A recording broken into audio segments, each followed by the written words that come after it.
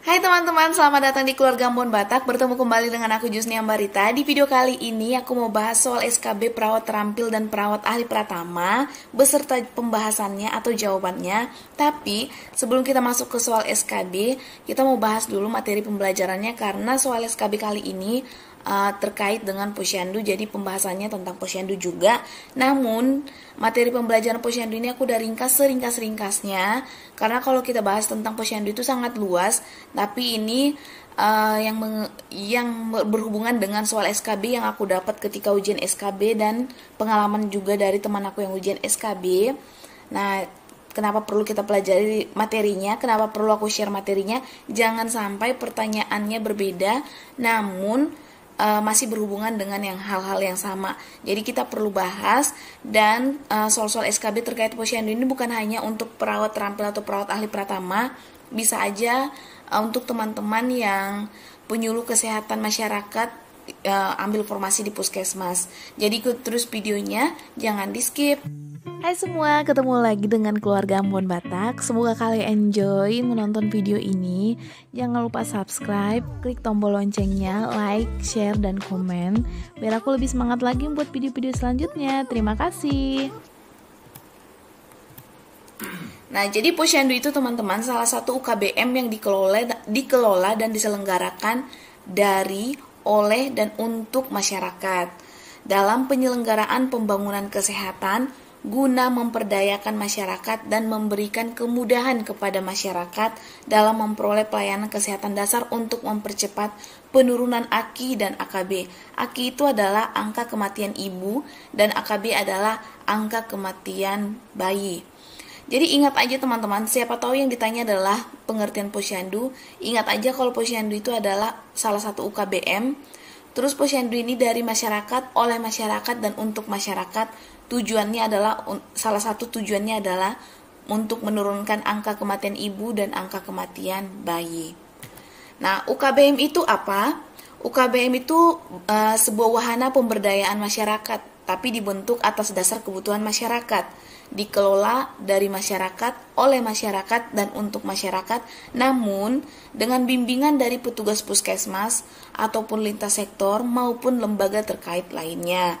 Jadi UKBM ini kebutuhannya adalah untuk masyarakat dan dari masyarakat, namun kita bimbing dari puskesmas, baik itu entah dari petugas gizi, dari petugas juru imunisasi atau penyakit menular lainnya maupun lintas sektor lainnya, misalnya dinas pertanian karena berhubungan dengan gizi. Misal dalam satu desa adalah masyarakatnya mayoritas berpenghasilan atau pekerjaannya petani, jadi kita perlu kerjasama dengan dinas pertanian. Tujuan dari posyandu ini teman-teman, untuk tujuan umumnya untuk menunjang atau mempercepat penurunan angka kematian ibu yang tadi ya, kematian ibu, bayi, dan balita di Indonesia melalui upaya pemberdayaan masyarakat.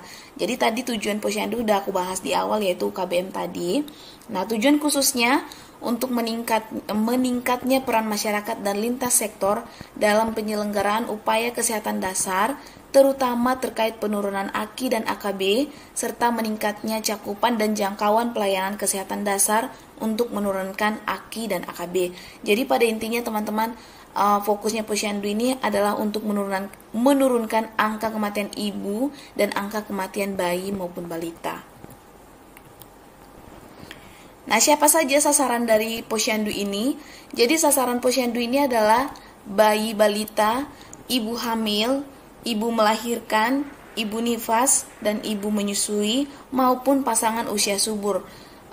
Baik itu pasangan usia subur itu baik wanitanya maupun prianya.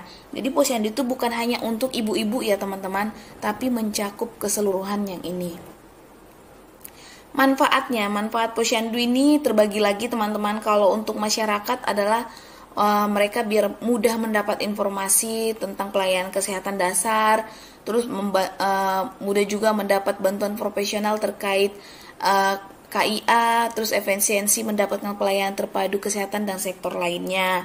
Sementara manfaat posyandu ini untuk kader dan pengurus posyandu dan Toma adalah untuk mendapat informasi terkini terkait KIA, mewujudkan aktualisasi diri dalam membantu masyarakat menyelesaikan masalah kesehatan terkait KIA. Nah, manfaat posyandu ini untuk puskesmas adalah optimalisasi fungsi puskesmas dapat lebih spesifik membantu masyarakat, meningkatkan efisiensi waktu, tenaga, dan dana.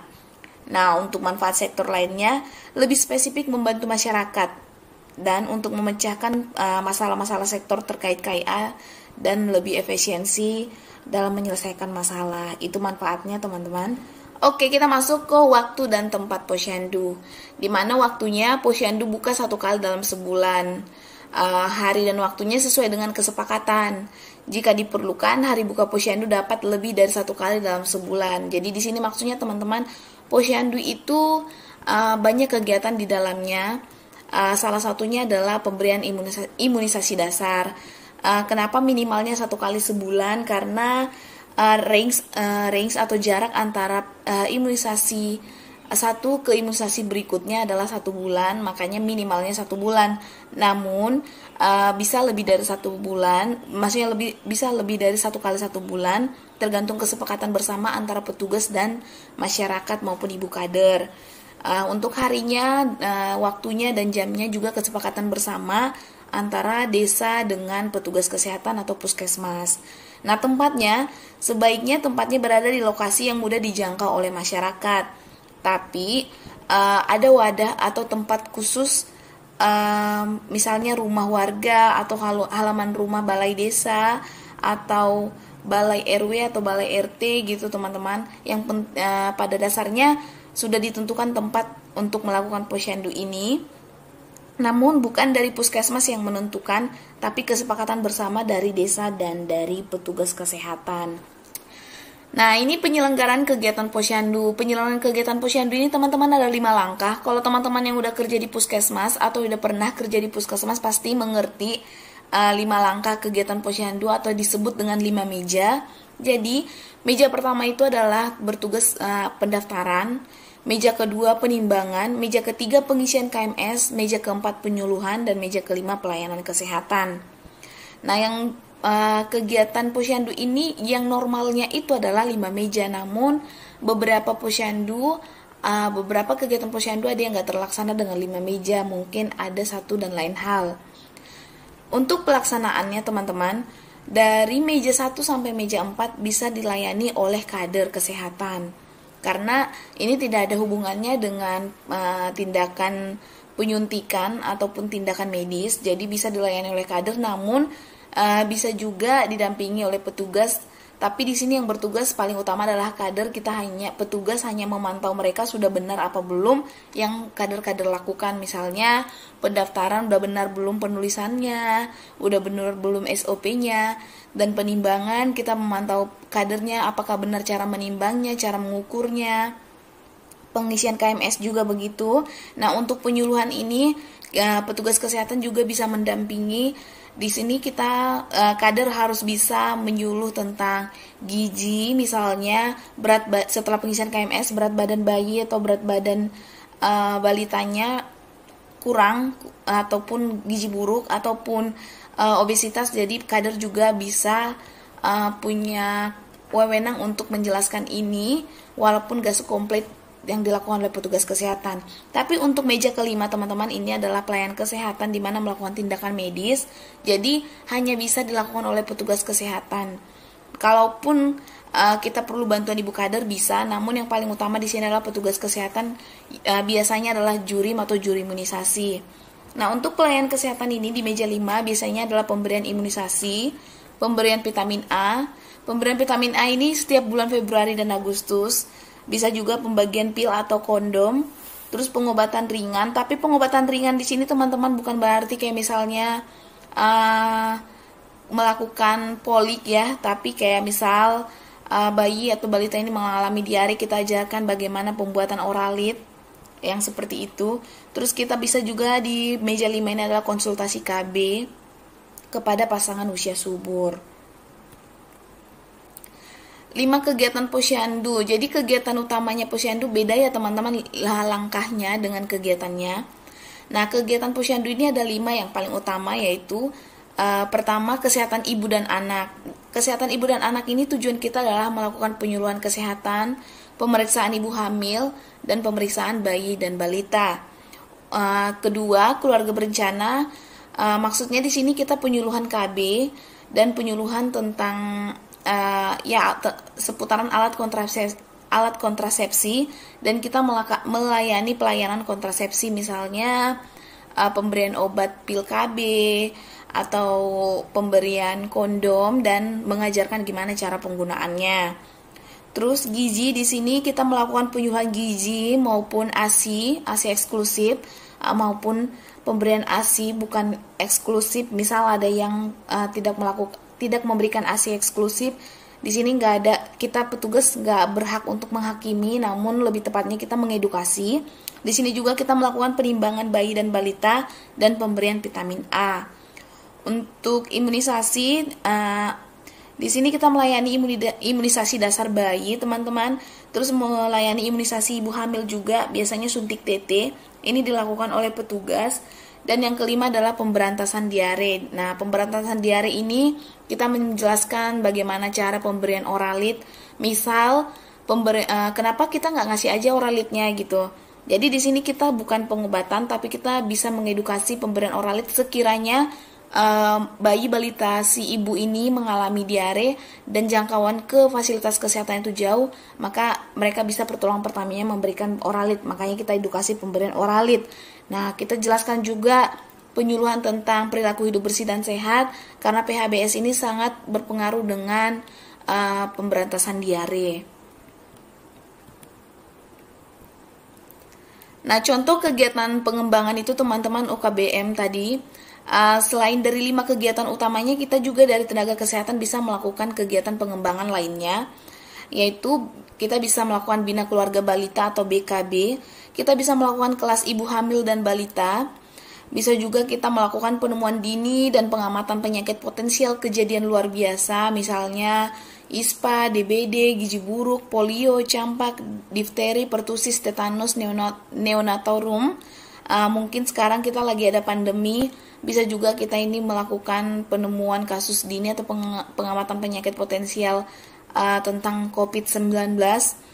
Terus kita juga bisa sekalian melakukan kegiatan pos pendidikan anak usia dini atau PAUD. Kelima, usaha kesehatan gigi masyarakat desa. Keenam, penyediaan air bersih dan penyihatan lingkungan pemukiman. Ketujuh, program diversifikasi tanaman pangan dan pemanfaatan pekarangan melalui toga. Kedelapan, kegiatan ekonomi produktif atau UP2K, usaha simpan pinjam.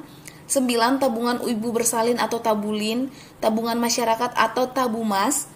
Ke-10, kesehatan lanjut usia melalui bina keluarga lansia. Ke-11, kesehatan reproduksi remaja. Ke-12, pemberdayaan fakir miskin, komunitas adat terpencil, dan penyandang masalah kesejahteraan sosial.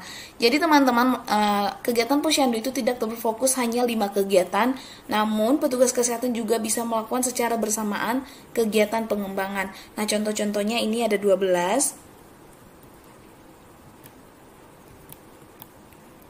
Nah, sasaran posyandu. Jadi sasaran kita kegiatan posyandu itu adalah bayi balita, ibu hamil ataupun ibu menyusui, wanita usia subur maupun pasangan usia subur. Jadi target sasaran kita posyandu itu adalah mereka-mereka ini, teman-teman. Nah, tadi aku udah jelasin untuk petugas pada langkah 1 sampai dengan 4 dilaksanakan oleh kader, sedangkan langkah 5 merupakan meja pelayanan para medis, jurim, bindes, perawat maupun petugas KB.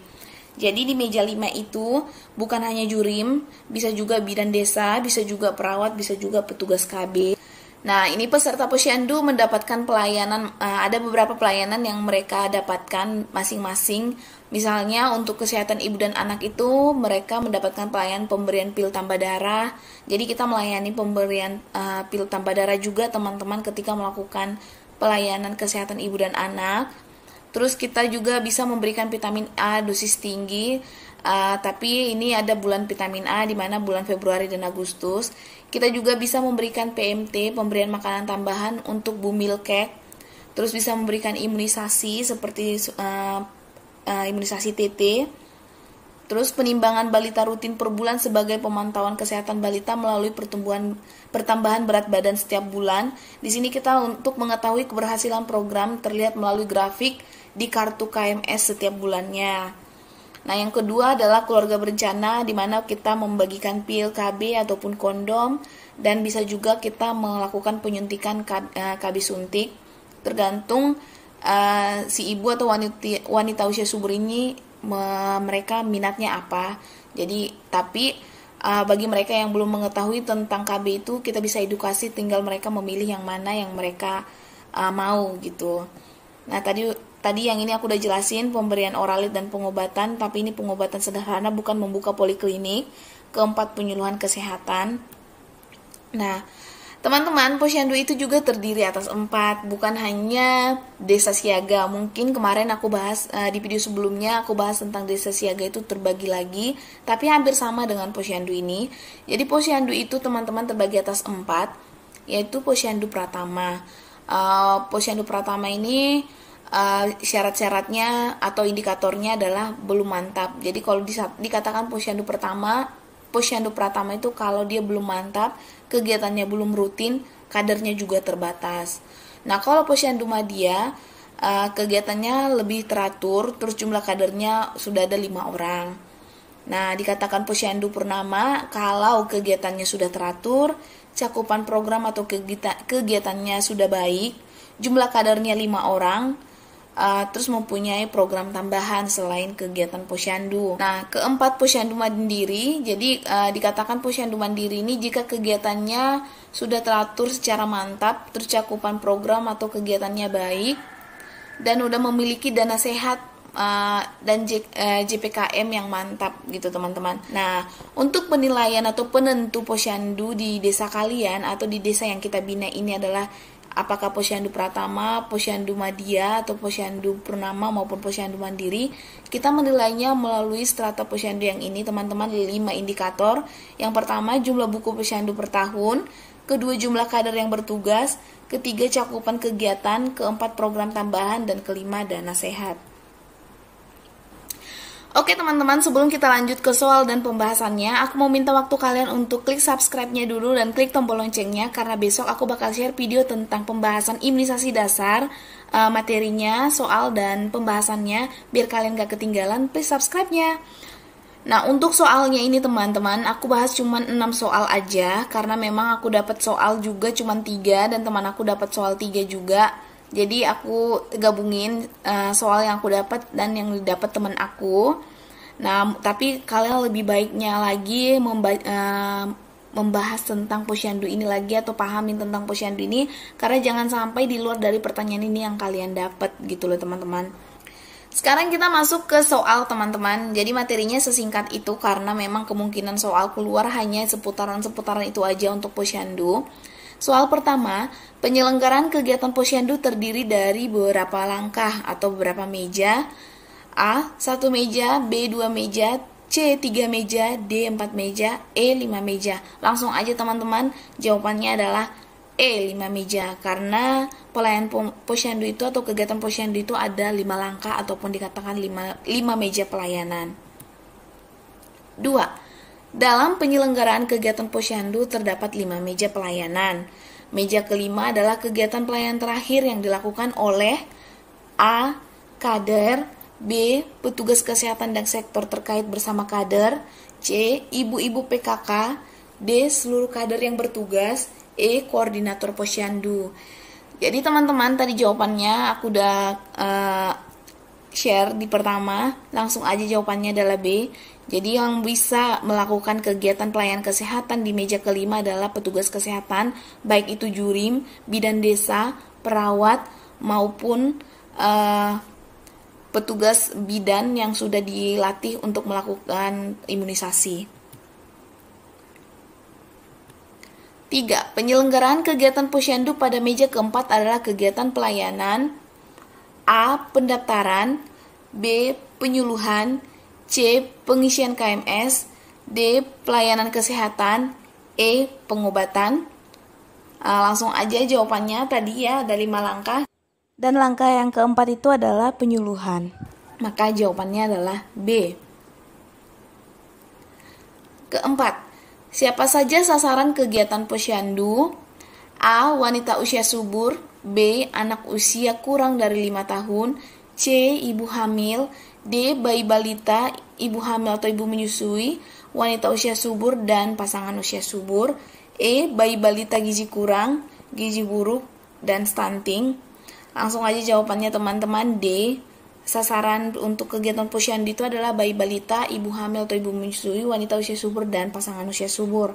Nah, untuk bayi balita gizi kurang, gizi buruk, dan stunting ini adalah bukan sasaran, ini termasuk sasaran kita juga, namun dia sudah termasuk dari bagian bayi balita ini. Ibu hamil juga sasaran kita, anak usia di bawah 5 tahun juga sasaran kita, tapi udah dalam bagian ini, dan wanita usia subur juga sasaran kita. Jadi lebih komplitnya itu adalah D.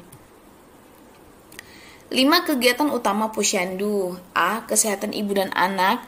B. Keluarga berencana, penyuluhan KB, pelayanan kontrasepsi, kondom dan pil.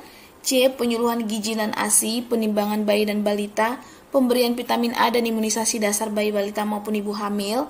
D. Pemberantasan diare dengan penyuluhan PHBS maupun pemberian oralit. E. Semua jawaban benar. Jawabannya adalah E, semua jawaban benar. Dan ini adalah soal yang terakhir, 6. Apabila kegiatan sudah teratur, cakupan program atau kegiatannya baik, jumlah kadernya 5 orang, mempunyai program tambahan, maka disebut posyandu strata. Tadi aku udah bahas ya, kalau posyandu itu ada 4 strata. Jadi teman-teman, menurut kalian apa? Ya langsung aja, jadi disebut adalah posyandu purnama. Tadi syarat-syarat posyandu purnama itu adalah kegiatannya sudah teratur, cakupan programnya sudah baik, jumlah kadernya 5 orang, terus sudah mempunyai program tambahan, dan itulah ciri-ciri posyandu purnama.